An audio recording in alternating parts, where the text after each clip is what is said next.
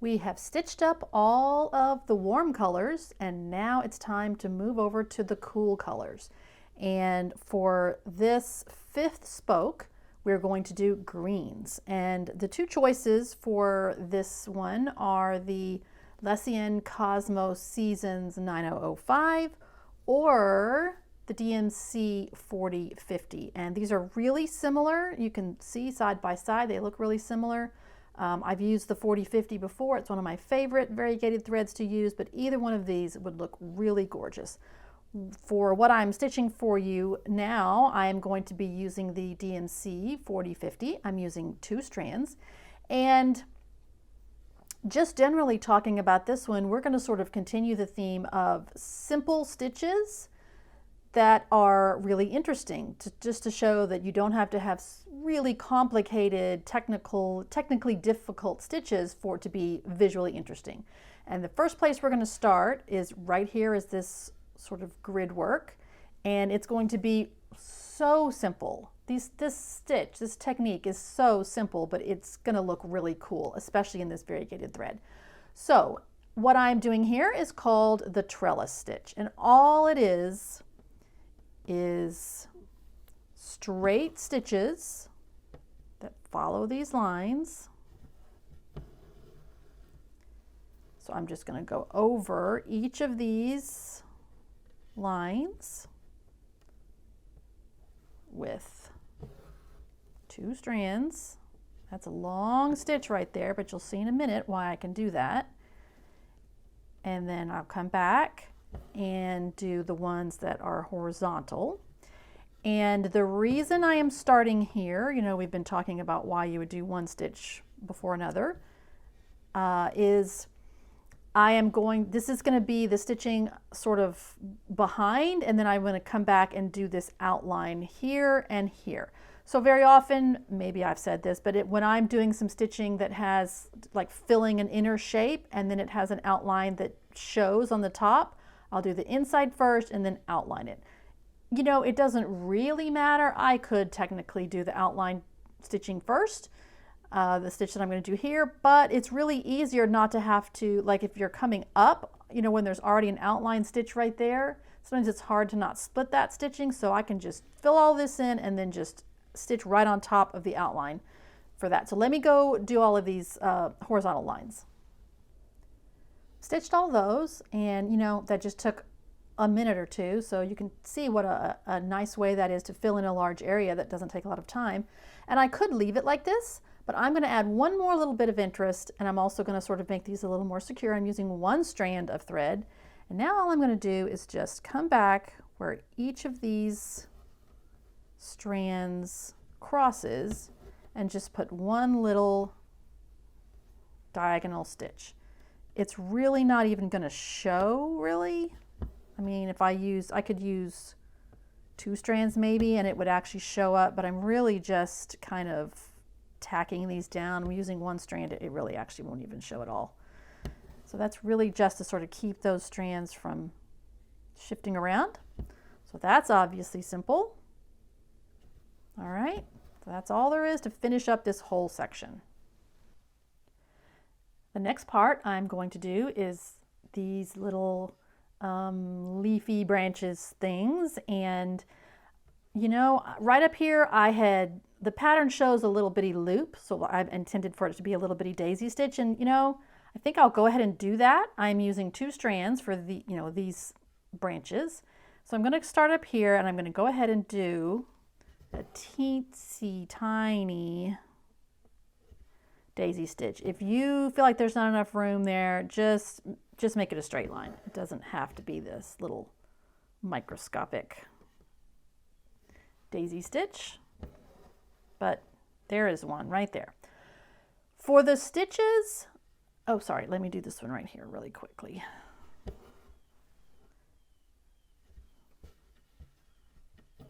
Super tiny.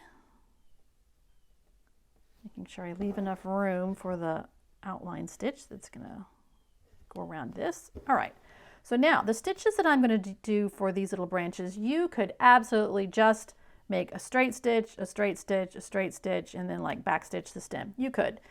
And honestly, probably that's what I would do normally, but I do want to teach you another fun stitch. It's called the fly stitch. And it is really just, you're kind of just making all those little straight lines kind of in one go instead of a bunch of separate stitches. So to do the fly stitch, oh, I wonder if I can zoom in anymore. I can. Let me move this for you. Okay, hang on. All right, that's better. So to do the fly stitch, you come up on one side. You are going to go, so there's the little branch for that side, and here's going to be the little branch for this side. You go skip across the stem, and you go down on that side, but without pulling it all the way through. Leave a little loop. Come up at the base of that little Y that you see, and when you pull it, now you have both of those little branches, and then you go down. Now this is so tiny, I know, especially in here, it's so crowded, I know. But I came up on the left, down on the right, come up in the center, pull it through, and then there's the end of my stem. And I do realize that up here, I did not make the little stem leading from the daisy stitch to that first one. I should have done that. So let me hop back up here, and so I'm going to start again. So I am going to make that little tiny stitch, that little stem at the base of the daisy stitch, super tiny. And I know you can't even see my little pattern line right there. I'm going to, and you know, did I say this already? You can come up on the left or you can come up on the right side. It doesn't matter, obviously. Come up on the side, go down across on the other side, hold that loop open, come up in the center, and now you have your two branches. Go down. And honestly, from here on out, it's so tight in here, I don't really have space. I mean, I could, you know, I guess I could make one more little bitty tiny fly stitch right there. Squeeze it in right there. Now I'm totally getting right in the middle of the other one. And so for this one, I can't make a stitch on the other side, so I'm just going to make one little straight stitch that goes down. Okay, I know that's very crowded, but I just did want to, wanted to just teach you the fly stitch right there. It's super tiny. It's really easier when it's not all crowded like that. But anyway, that's the fly stitch. Really, really fun, easy stitch to know for when you want a little branch that has little straight leaves on the side. Now we are going to stitch this line here and this one and this one and this one. We're going to use the same stitch for all of those lines, and the stitch we're going to use is called couching. Maybe it's more like a technique rather than a stitch. And couching is, I love couching. I find it very helpful for when you want a smooth line. It's good for straight lines, it's good for curved lines, it's good for like lettering. If you're trying to get a nice smooth line with lettering, you can couch with embroidery thread, yarn, any kind of thread, different colors. Let me show you how to do it, and then maybe you'll see what I'm talking about when I talk about using different threads or different colors. So to couch, you basically need two things. You need one thing that's called your surface thread, and then another thread that's called your couching thread. And what couching is you're going to lay your surface thread on your line and then have another needle that has however many strands in it, and you're really just going to come up and go over and make a little stitch on the other side of that line, and then move ahead a little bit, come up and go down. That's how simple it is. Let me show you what I'm talking about. So here I'm using the same thread for all of this, but different strands. So for these lines, I am going to be using 3 strands, these interior lines right here. So I've got 3 strands. So I've come up with my needle, and I'm going to let I'm going to put it aside. I have another needle threaded with 1 strand.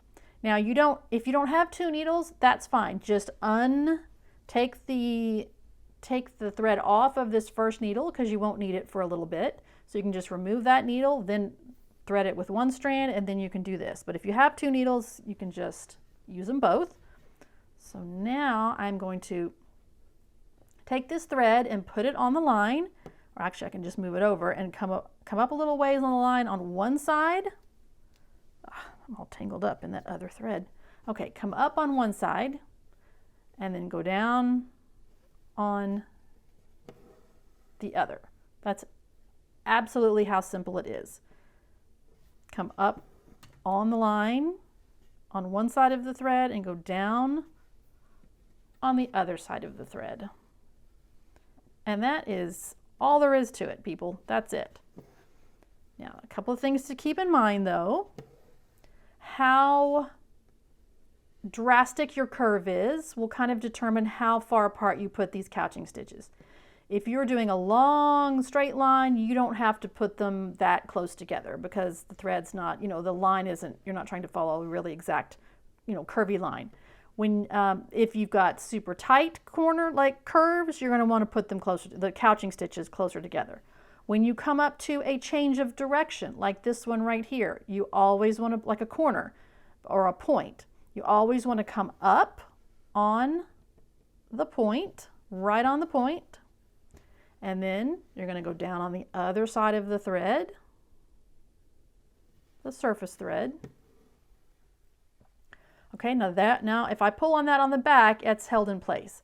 If I don't hold on to the back and then I come over here, let's see if I can get it to do it. If I pull on this, see how I've pulled that, get my needle, see how that has come loose because I pulled on it and changed directions.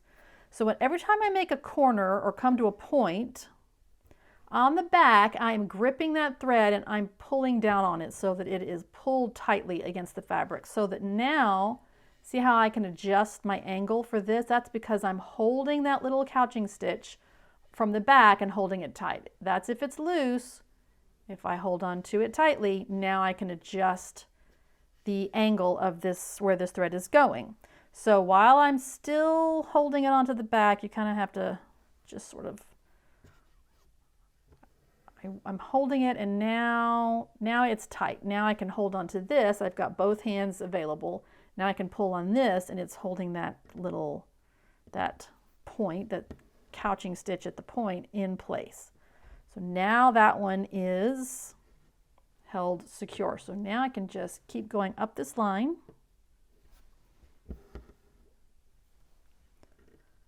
Those points, those corners are really the only kind of tricky part.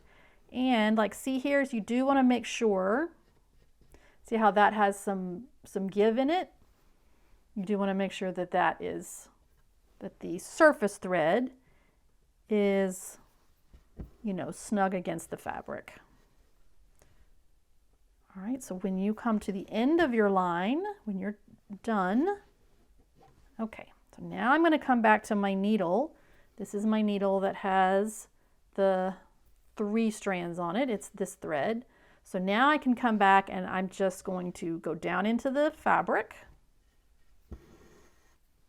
to end that line.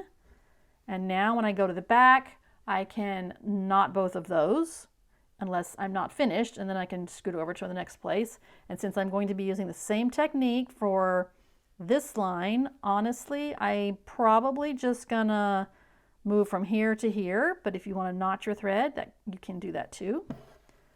I might have said this already. If I was stitching on white fabric or light colored fabric, I don't generally take my thread on the back side from long distances because the shadow can kind of show through. Like if imagine a white fabric with a black thread, and if I go from on the back side, if I go from here way over to here, you're going to see this line. But with a gray fabric like this, and especially a light colored thread, no one will see that line. So you do not necessarily always have to end a thread and knot it. But if it's a light colored fabric, I will do that much more. So now I'm down here doing the same exact thing. Just gonna couch that thread Each of these couching stitches is about maybe a little less than 1/4 inch apart. But now I'm at another point here, so I always put one at the point. Go down on the other side. I hold that on the back so I can adjust this angle.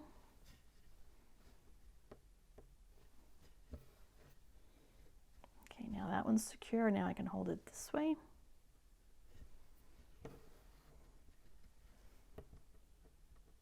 Finish out the line.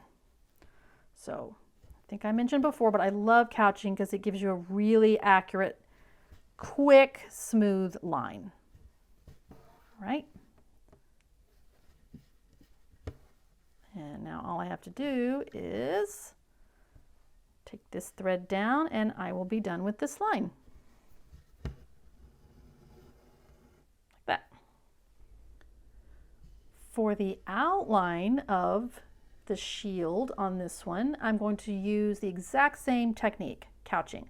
But this time, because I want this line to be a little bit more bold, I'm going to use 6 strands as my surface thread, and then again 1 strand as my couching thread. And I always preach about how to separate your strands and to strip them in order to separate them instead of just untwisting them. This is one time where I do not separate my strands. I'm using all 6. If I was doing a different kind of stitch that maybe used 6 strands, I would strip 1 strand out and put it down, strip another, and then combine all those 6 strands so that I've got all 6 strands that are laying parallel. But in this instance, first of all, I don't need that. I'm just going to be laying this thread onto the fabric like this. And I kind of want it to remain as like a twisted rope. I don't want to separate the strands. So you do not have to separate or strip the strands of this 6 strands. So let me talk quickly about how to get these 6 strands through your needle. And I don't think I've talked about a needle threader yet so far. Probably have, maybe I haven't, I don't know. I've slept since then in all these videos. But to use a needle threader, and especially this is especially helpful for these 6 strands, this is the threader I use all the time for this size needle. Put that one in there, put that little loop through the eye of the needle, put those strands in there, and I have a feeling this is not in focus. Okay, so now put that through there, then put the threads through the loop and gently. I don't pull it from back here, I always pull it from right here, so this is a very sturdy needle threader, but I still don't want to just ruin it. So I'm going to very gently pull those through. See how all 6 strands come right through? And now you can take that off. And now you have all 6 strands threaded on your needle. All right, super easy. I'm going to go put a knot in this. In the end, here's my quick quilter's knot. I do think I already talked to you guys about the quilter's knot. Okay, now I'm going to come up. Doesn't matter where I start for this one. Okay, I'm just going to come up right here. You know what? I'm going to come up down here. Start at this point, way down here.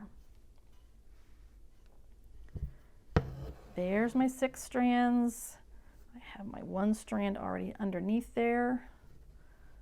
And the same exact situation. Come up a little ways and put that couching stitch in there. And there is only really one thing extra that I do when I am using 6 strands like this. Sometimes as you're working with it, they can kind of come untwisted, depending on how you're handling it. And since I kind of want to keep it as a round rope, I will sort of keep an eye on those twists and pay attention to the direction that it needs to be twisted again. If it gets too flat, I will spin it like this. I mean, not that much, but I'm just trying to show you so that it kind of maintains its twisted appearance, but that is being really picky, okay? I just like for it to stay like a little round rope and not a flat ribbon. Oh, that's a little too far off the line. Oh, and I don't think I mentioned, it does not matter when you're couching. If you come up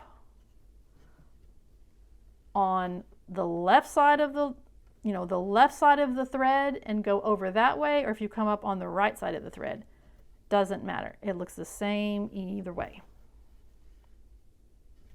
Okay, all right, so just do that all the way around. Talking now about this section at the top of the spoke, I am going to do this inner section right here with satin stitch. And again, just as I've been saying, I chose to do this part first because I want it to be, the stitching here to be underneath, and then I'm going to do these outline stitches on top, so it's much easier to do this first. And I think on the very first spoke when we did satin stitch in a similar shape, we did it all parallel, if I remember correctly. This time we're going to change it up just a little bit, and we're going to do it at an angle, kind of like if you were going to consider this like a flower petal, all the stitches would go towards the center like that. And I'm going to use 2 strands for this, and I want to talk just really briefly about satin stitch and strands. And I've heard some people say they'll be like, only use 1 strand for satin stitch. And my kind of way of thinking of it is use the number of strands that match what you're trying to accomplish. So 1 strand will give you a lot of control, like when you're needle painting. I think I've talked about that. But you may not always want to use 1 strand. You might want to have fewer stitches and have it fill in more quickly. And so that's kind of why I chose to use 2 strands here. It's not a huge shape, but I don't really need to spend all that time with 1 strand, so 2 strands should work fine. I could use 3 strands here, but that's pretty bulky for such a small area, especially one that I'm going to outline on top of. And obviously 4 strands or more would just be way too bulky. So that's how I arrived at 2 strands for this. 1 strand would maybe not be quite enough, and 3 strands would be too bulky, so I landed on 2.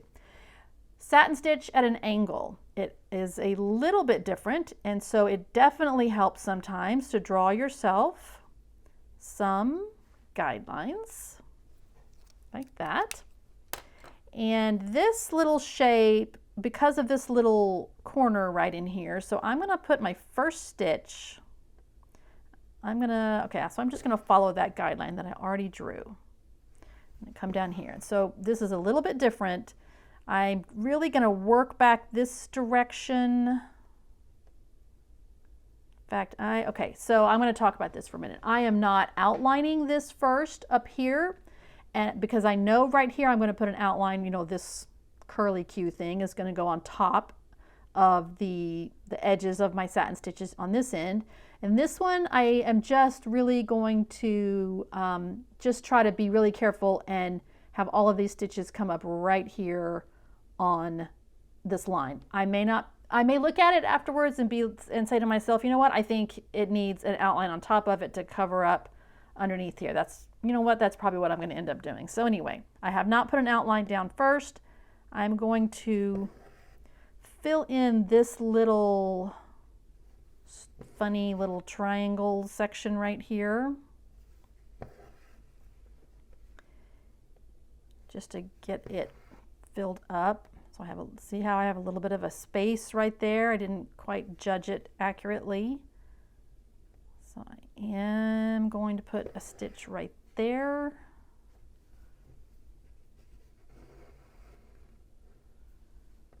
And then just a couple of little short stitches to fill in that little bitty tiny area. Okay, so now that strange little area is filled, now I can work from here all the way across. So now I made 1 full length stitch that goes all the way from this edge to the point. But the issue here and I call this satin stitching in an arc, and I have all this space to put, let's just look at this triangle that goes from here to here. Okay, this empty space from this little pie slice and this little pie slice. I have all the way from here to here. Let's just say it's going to take me 20 stitches. I can fit 20 stitches easily across here, but I only have from here to here, this little tiny section to cram in 20 stitches. And I don't really want to have them all going all the way to the point and piling up on top of each other right here. That's going to get really bulky for what I want it to look like here. So what I need to do there is I need to shorten some stitches. So I've made one full length stitch that goes all the way from this outline to the point. So now this next stitch, and be very careful to come up right on that line, but I am not going to take it all the way to the point and go down there. I am going to make that stitch a little bit shorter, and I'm going to go in a little bit underneath the stitch, the previous stitch. Now I will come back out to this outline, to this line.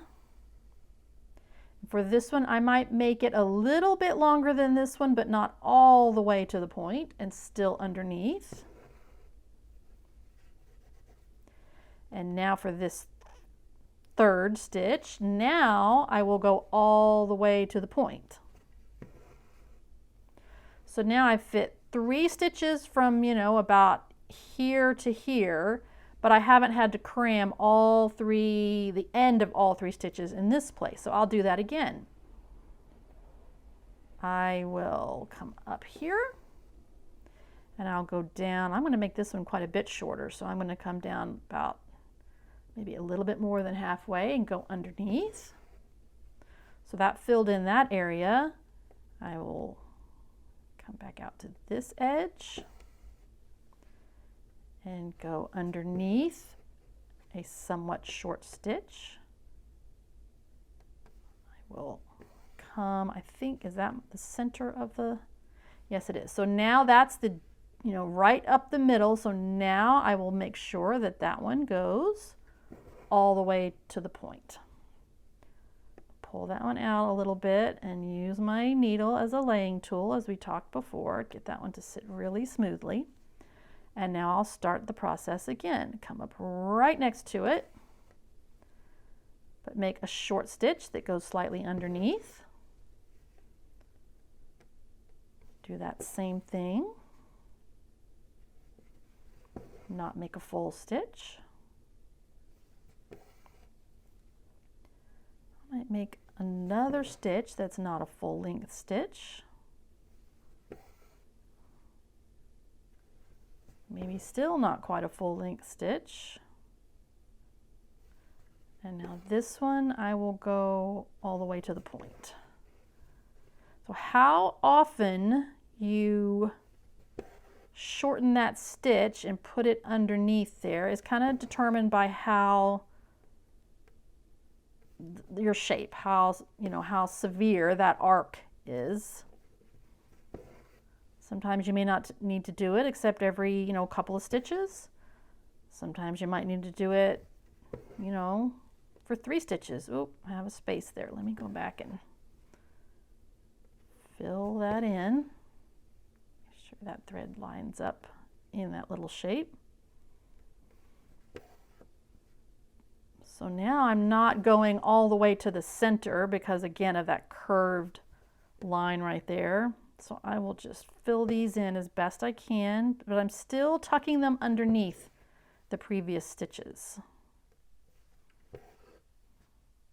I'm not covering them up, I'm going underneath them. So maybe one more little, just like that. All right, so I hope that made sense about how to satin stitch when you have a lot of space on one end, one side, and very little space on the other to nest those stitches up under there, so you get a nice a nice clear point right there.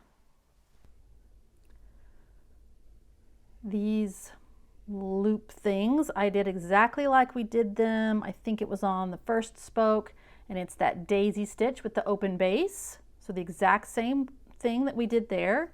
And then all there is to do now on these is to put one little straight stitch just down the center of each one. I'm using 2 strands for the the open base daisy stitch and just the same thread right here for the little straight stitch that goes down the center of each one.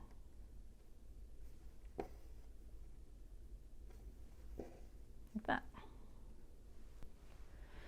I said I was going to consider stitching a line right on top of this, around this top edge, which is the bottom right now, but around this curved edge of this shape, and honestly I just can't decide. Part of me kind of likes it with a little bit of visual separation where you can see just a little bit of the gray fabric. I don't know. This is one of those times where I'm just going to let it sit and work on the rest of this spoke and then look at it from a different angle and decide if it's okay like it is. I might end up putting, if I do, I think it would be 2 strands of a split back stitch. So you look at yours. If the ends of these stitches are really messy and it's bothering you, just cover that right up, and if you think it looks good, just leave it. On these curly Q things, I am going back to my theme again of couching, and I'm doing couching 6 strands with 1, and as I think I mentioned, I am, whereas down here I put every couching stitch maybe a quarter of an inch apart. On these little tiny curves, I am putting them maybe every 1/8 inch apart so that I get a nice smooth curve and not a jagged line. But other than that, it's the same exact thing. It's getting a little bit untwisted there, so I'm going to gently give it one little small twist. But anyway, I'm just putting these couching stitches really close together so it keeps the nice smooth curve.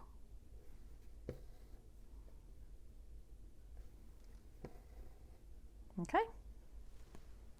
To finish up the inside of this spoke, all I have to do is these French knots, and because I wanted them, there's not a lot of stuff around them, so it's not like I have to fit them into a little tiny area. So I'm using 3 strands and wrapping the needle twice for each knot.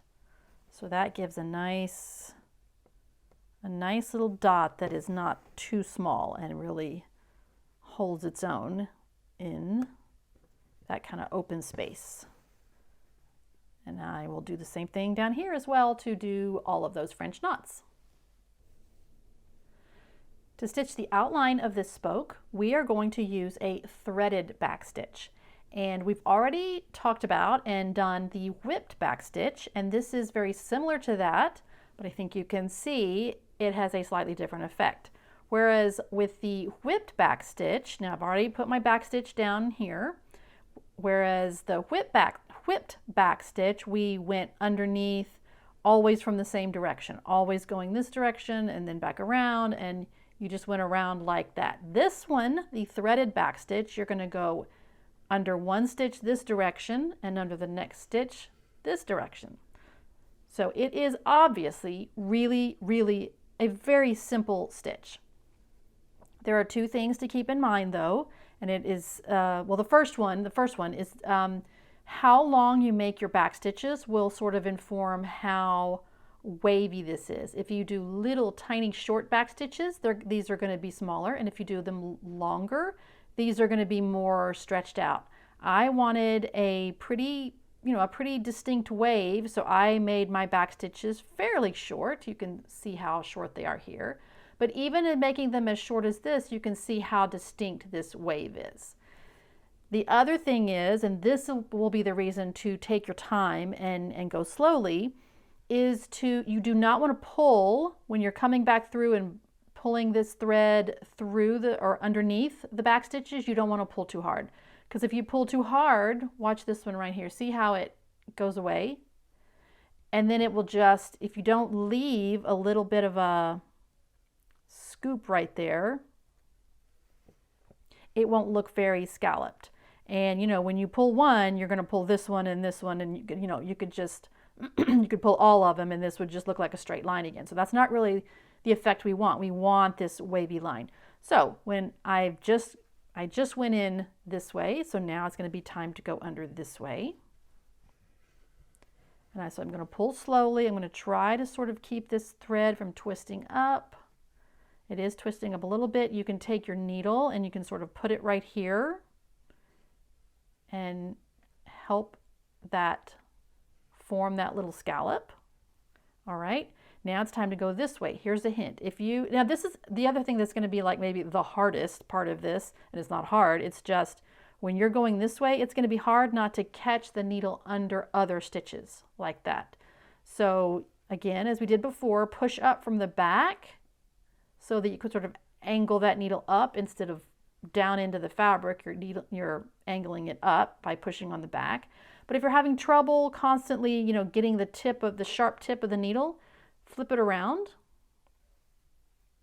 And you can take the eye and push it through, and it won't, catch on the fabric as badly. Just be careful. If you push it, you're obviously pushing on the sharp end. So I will do that.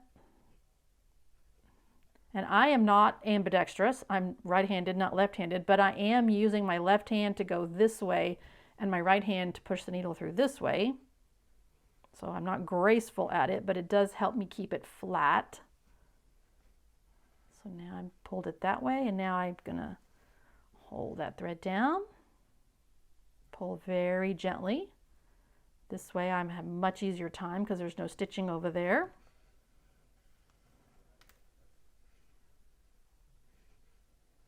Always wants to twist on that side. Get my needle over here to sort of help me. There, now flipped over. Okay, I'm really pulling it gently. Other than that, that is really all there is to it. You're just working slowly and patiently so you don't pull those threads too hard. And I don't think I mentioned, I'm using 3 strands. 3 strands for the back stitch and 3 strands for the threaded part of the threaded back stitch. So once you finish all of this all the way around, the green spoke is done, and we will get to move on to a really lovely turquoise color.